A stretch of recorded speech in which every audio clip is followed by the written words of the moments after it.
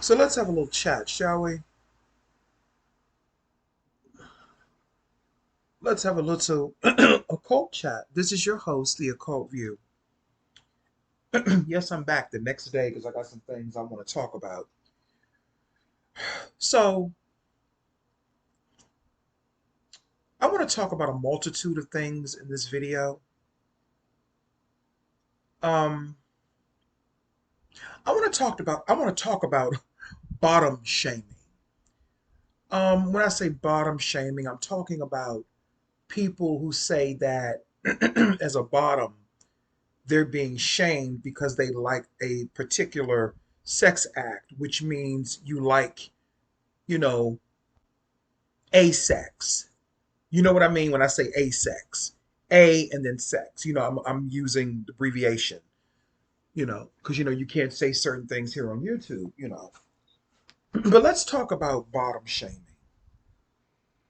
I don't believe anyone should be shamed for what they do in their bedroom to consenting adults. Okay? I like to cover all bases, as you all know, because that's what I do. I'm the occult view. However, there seems to be a discrepancy somewhere. There's something that's getting misconstrued about being a gay person and liking specific sex acts. And here is where I come to clean things up just a little bit, at least from my own perspective. Remember, this is my ministry. And when I say ministry, I don't mean anything that has to do with Christianity. I'm speaking only in terms of me and analogies. This is my ministry. This is my church of spirituality. And if you don't like it, the door does not swing both ways. It only swings one way. Once you walk out that door, you ain't coming back. So this message is not for everybody. And if it hurts your feelings, I don't give a fuck. Now let's talk. I've heard different gay men talk about people being bottom shamed. And I find that interesting considering there are so many bottoms. Okay? It's not a question for me of a person being bottom shamed. For me, it's a question of you can't force any type of acts on people. And what I have found being a gay person myself is that you find a lot of, I want to say, DL bottoms, aggressive bottoms, who try to enforce and force themselves on you to perform those sex acts on them. They can be black, they can be white. It's a lot of white boys that are bottoms that do this. And what they will do is, across the racial boundary or spectrum, what they will do is that they will pretend to be tops, but in actuality, they're bottoms. And what they will do is they will use code words like being open minded. But to me, being open minded is not predicated upon being open to certain sex acts. Being open minded to me is like with myself, I'm open minded to different racial spectrums of men. That to me is being open minded. To me, being open minded is trying different foods from different ethnicities, different, you know what I'm saying? Trying different ethnic foods from different cultures, rather. That's a better terminology to explain it. That to me is open minded. Open minded to me is trying to understand both sides of a political spectrum. I want to understand what the Republicans are saying, and I want to understand what the Democrats are saying. Because I was raised in an era, off topic for 1 second, where Democrats and Republicans, even though they disagreed, There was one thing they agreed upon, and that was what was best for America. And we don't see that anymore. So to me, that's what open-mindedness is. I don't think that it's really about a sex act or sexual acts. I think that's a subculture. So when I hear people talk about bottom shaming, first of all, and I'm going to ask this question again, who says that you have to be gay, or who says that in order for you to be considered a gay person, that you have to participate in certain sexual acts? Certain sexual acts have become synonymous with being a gay person. And I don't think that that's right, because those same sexual acts, heterosexual people also indulge in them. And I have no issue with heterosexual people. It's not that, but I'm just making a point. So for someone like me, I'm going to tell you all a little bit of my business, like I always do, who's more into intimacy, kissing, touching, hugging, you know, mutual stuff that does not involve anality. I'm going to say anality so you know what I'm talking about. That'll clean it up. That does not involve anality or penetration of any sort. So for someone like me, I'm looked at like something is wrong with me because I don't want to participate in those particular sex acts. That's my prerogative. And it doesn't make me less gay or or weird or anything like that. That is my own personal choice, just like it's your personal choice to spread your cheeks and to have multiple penises ramming you on a daily basis. And I don't mean no shade, no shade, no read, but I'm just being honest. I'm keeping it 100. Because isn't that what some of you do? And then when people don't want to do that, they become begrudgeful, they become nasty, they become vengeful, they become violent towards women, especially the men who are in relationships with women, whether it be via marriage or via just boyfriend and girlfriend. They're getting their, I'm going to be layman and say, their root chakra tampered with. And when they can't get that addiction, or when they can't feed that demon, they start acting crazy. They start acting belligerent. They start acting distant. They start acting like what I saw in the movie, the Lyle and Erik Menedez story, Monsters on Netflix. They start acting like that. Let's have a conversation. Let's have a real conversation. So there is no bottom shaming.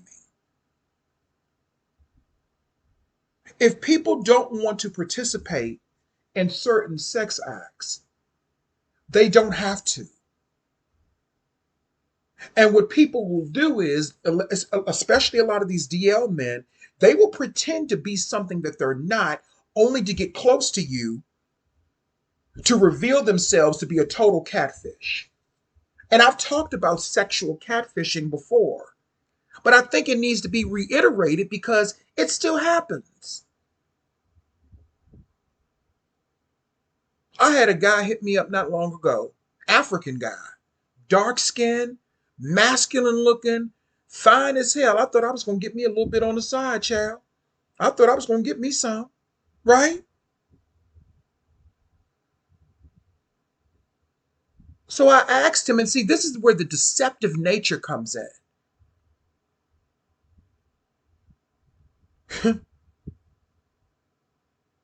He said he was open-minded. So ladies out there, when men say they're open-minded, keep in mind that's code. That could be code for meaning that they like men too and that they're bottoms.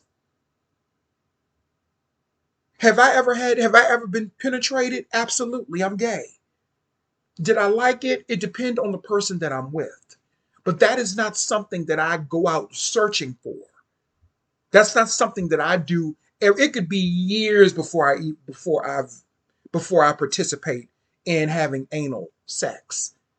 That's not something that I go out. I think that that's something that you can do with someone you trust and a partner that you know. That's just not something that I do all the time.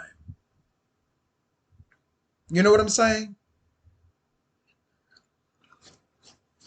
So this guy, he hits me up. He's African. He said he was open-minded. I said, well, explain to me what open-mindedness means. He was being very reluctant. He didn't want to. I already knew. I already knew what was up. But I wanted to hear him say it because I already knew what was up. He said, oh, I like to fuck and get fucked. I blocked him.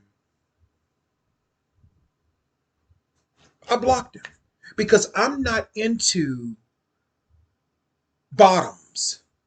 I'm not into butt. I'm not into butt. That's just not my thing. You know what I'm saying? That's just not me. And I'm not knocking anybody that is, but that's just not me. I like penis. That's what I like. So where did we go down this trajectory as gay people where being a subculture with and a sex act defines your sexual orientation? When did that happen? Who made that rule? Who made it? And then they are deceptive about it. Some of these men are very deceptive about it. Instead of him just being upfront saying, well, I'm versatile, you know, he just says, I'm open minded. Open minded could be anything, like I just explained a couple of minutes ago.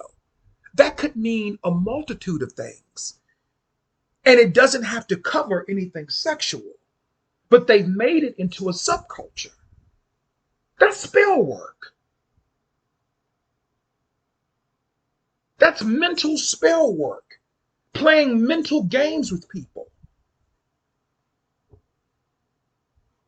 Now, when I looked at the Lyle and Erik Menedez story on Netflix, Monsters, the allegations that are coming out now, 35, 36 years later, are actually mind boggling to me.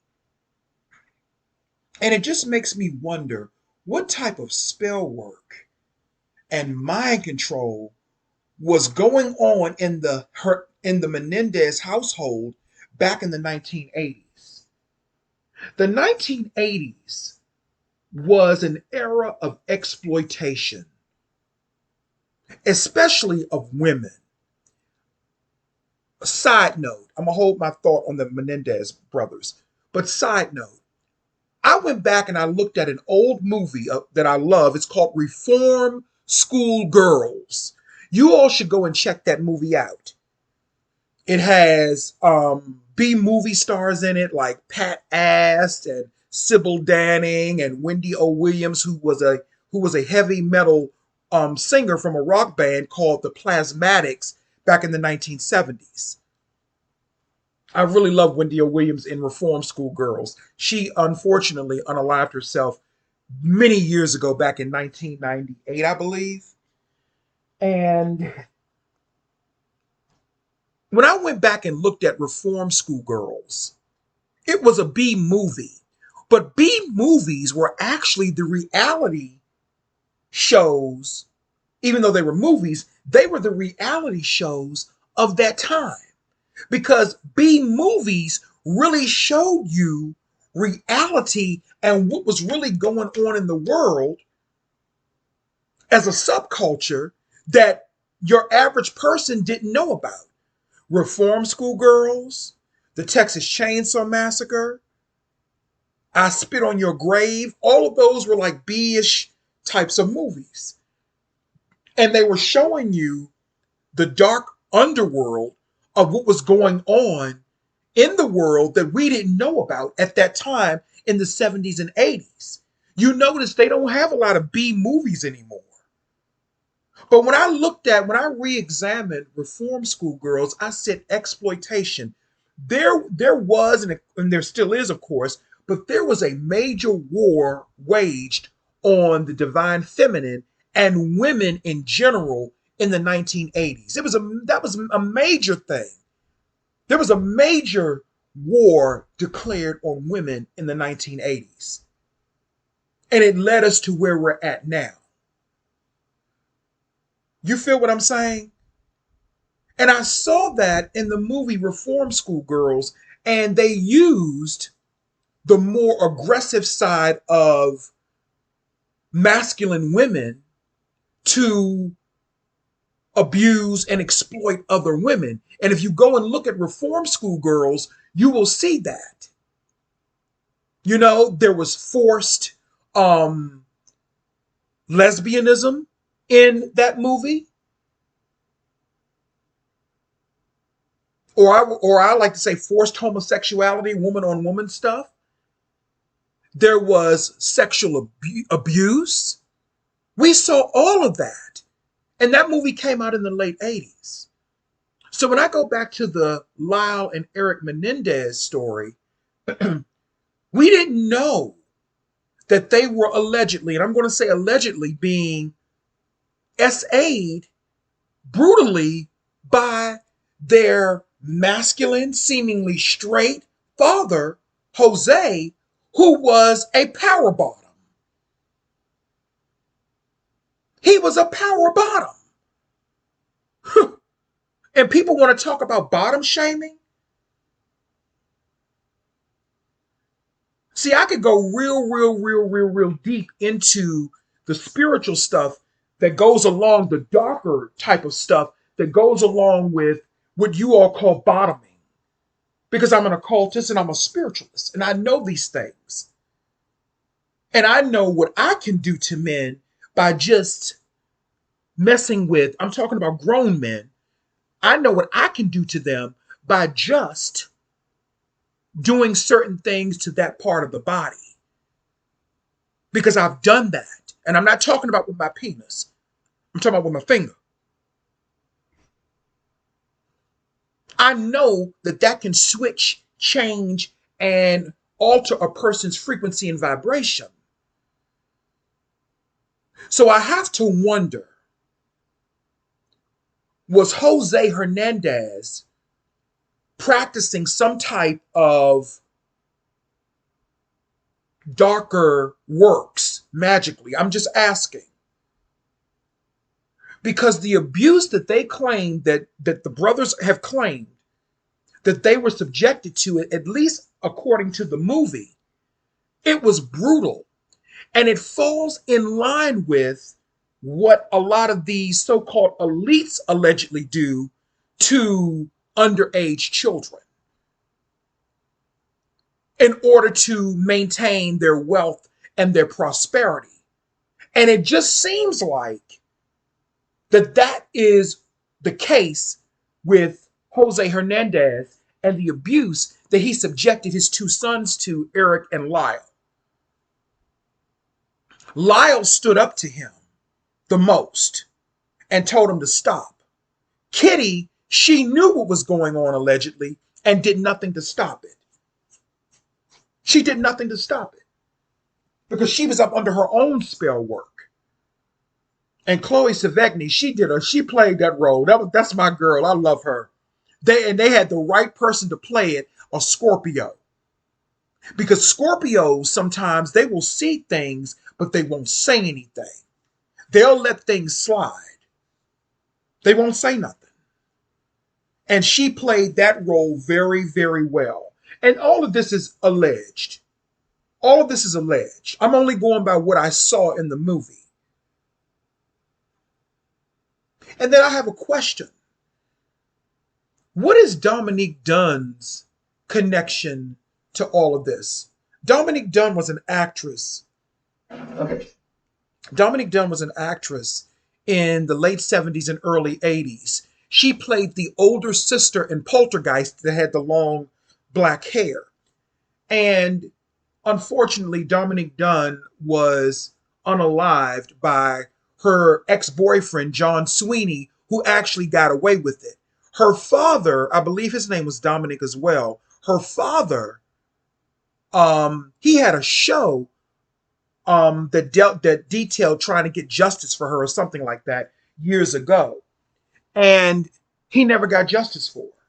John Sweeney got away with that, but they have a person playing her father's character in the movie Monsters about Lyle and Erik Menedez. And I'm just wondering what this is all in the 80s, early 80s, late 80s. What was going on? And see, remember I told you, going back to reform school girls, the exploitation of women and the war on women in the 1980s that has been ignored. We talk about the crack era. We talk about that. That was a Holocaust. But we don't talk about the war on women in the 80s. And I'm talking about women across the spectrum: black women, white women, women across the spectrum. How a lot of women were put into all girl reform schools or all women prisons, and some of them never came out alive. But I just found that interesting that Dominique Dunn kept coming up and being referenced in the Menendez movie. And it just shows you that all of this stuff is connected in some type of way.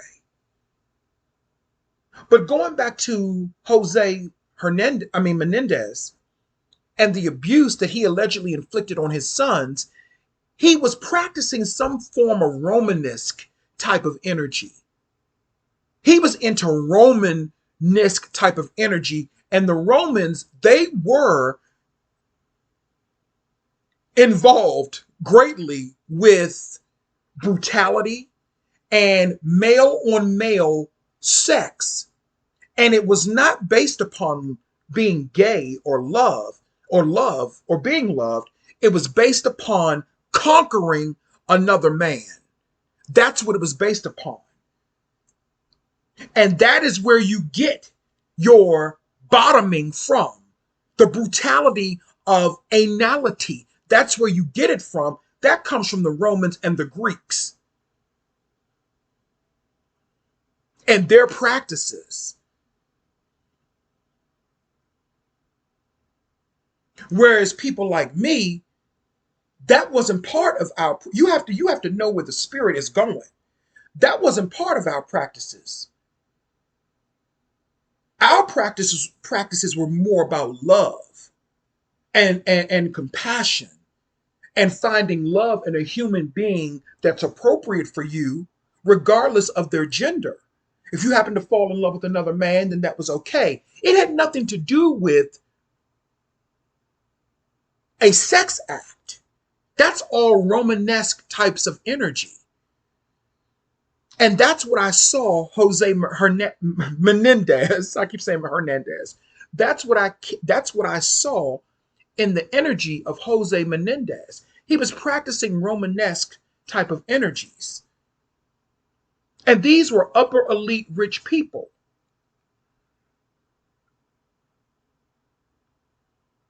And I'm only going by what I saw in the movie. And you do know that because of that movie, they're now saying that the Menendez brothers may actually get released from prison. I don't have an opinion on that because I'm only looking at the spiritual part of it and the energies that were being practiced.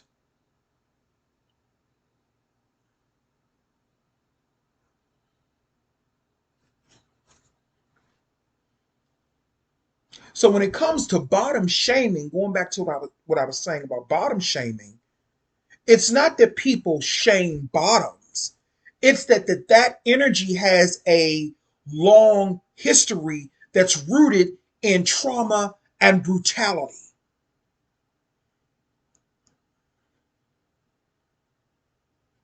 That's what it's known for. And I'm a gay guy saying that. And I don't give a fuck who gets offended by it. It's not about bottom shaming, but you can't force people to be into sex acts that they're not into. And it doesn't mean that the person is not gay. It just means that I don't like that. If a person who, let's say a heterosexual person, says, well, I don't like performing oral sex, does that make them less heterosexual? Or does that mean they simply just don't like that particular sex act? You know? No, I do like, I'm not gonna lie, I do like having my, let's just say I like a tongue back there. I do like that. There's nothing wrong with that. I like something. Now I like that. It is one of the most awkward, amazing feelings in the world. I do like that. I ain't gonna lie about that. You know? I like that. That feels good. But to stick your penis in a rectum, that doesn't, that's just, to each his own. I'm not judging. Let me be clear. It's not judging. But you can't force people to be into that. And that's what Jose Menendez did to his children, unfortunately. And that's what a lot of the Romans did to their subjects. They forced that upon them. They forced that upon people that they thought were weaker than they were. And that's where that energy comes from. It derives from that. And a lot of people even say that it derives from, during some parts of slavery. And as an occultist, I have to examine all of that. This is not opening up the floodgates for homophobes to start hitting me up or whatever the case may be. Fuck y'all with a big dick. But what I'm saying is, as an occultist and a spiritualist, I look at all aspects of reality. I look at everything. I examine everything, even if it does not make me feel good. Because this is not about me feeling good. It's about examination and understanding. And how people use subcultures like bottoming and certain sex acts, how they use that to control and manipulate people, situations, and culture. So because I don't really like that, that has left me out in a lot of ways. That has left me out in a lot of ways. And I accept that. I am a rare breed.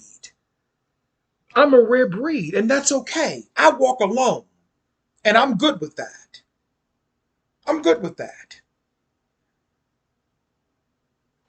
But anyway, I just wanted to come through and give you a little taste of something that had been on my mind. If you've not looked at it, please check out Monsters on Netflix, the Lyle and Erik Menedez story.